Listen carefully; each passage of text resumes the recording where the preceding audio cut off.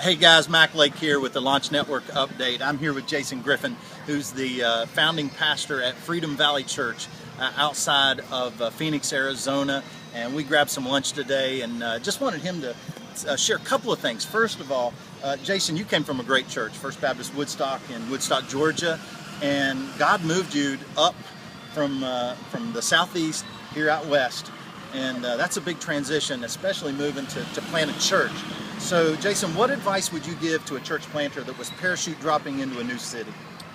Well, first of all, make sure you're called, number one, because that's a tough ground, tough thing to do. Uproot our 4 kids from Atlanta, everything they knew, to Phoenix, something they never knew. And so we moved in town not really knowing anyone in our town. And so we spent first month we spent transitioning our family just to make sure every kid transitioned differently.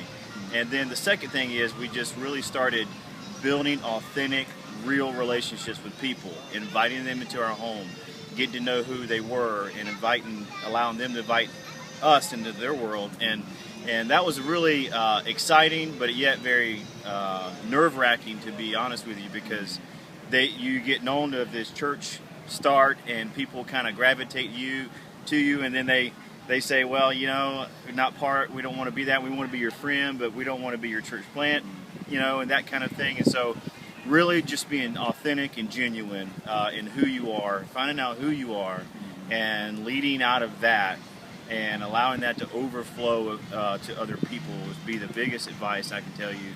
And that will help you get to know the culture a lot better.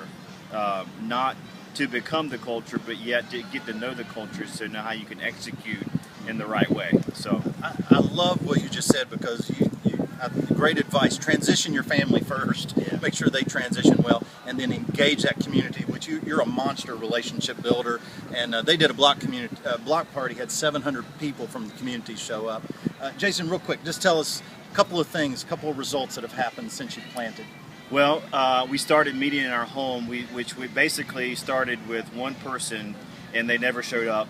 And so we just began to just invite our neighbors into our home. And so wherever we went, we invited people to our home. And so we started a small group in our home, and then that actually grew in about a month and a half to 2 months to about 40 people in our home. It's kind of like we needed to move out. We needed to kind of start honing in on what it is we're here to do. And so we've seen 5 people baptized over the last 5 months. And right now, I would say I'm discipling within the body of the church. I'm discipling 5 guys, and their wives are wanting to be discipled as well. And it's just a chain reaction. It's just the things that you get.